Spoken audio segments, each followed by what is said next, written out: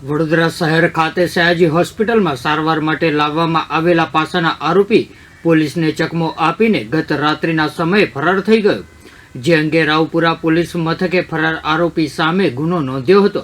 જોકે ભાગેડુ કેદી અમદાવાદમાં તેના ભાઈને મળવા પહોંચતા અમદાવાદ ક્રાઇમ બ્રાન્ચે તેને ઝડપી પાડવામાં આવ્યો।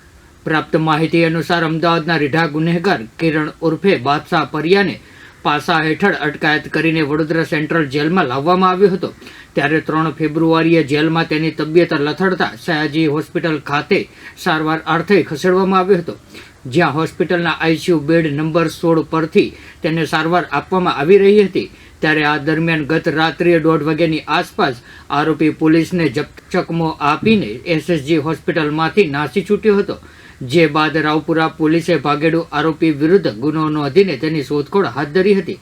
ત્યારે આ દરમિયાન અમદાવાદ ક્રાઇમ બ્રાન્ચની ટીમે આજરોજ બાતમીના આધારે વડોદરાની એસએસજી હોસ્પિટલમાંથી ભાગેલા પાસાના આરોપીને જૂના વાડજ ખાતે તેના ભાઈને મળવા આવ્યો હોય, જેની બાતમીના આધારે અમદાવાદ પોલીસે આરોપીને ઝડપી પાડ્યો હતો।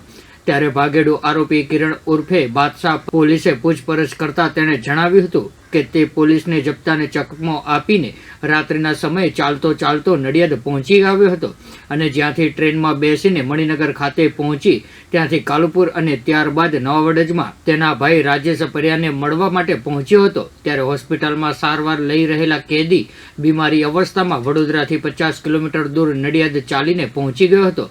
તે વાતને લઈને પોલીસ પણ અચરજમાં મૂકી ગઈ હતી, જ્યારે અમદાવાદ પોલીસે આરોપીને વડોદરાના રાવપુરા પોલીસને હવાલે કર્યો છે। અમારા તમામ અપડેટ્સ મેળવવા માટે જોતા રહો DP news Gujarati. Subscribe now and press the bell icon. Never miss an update.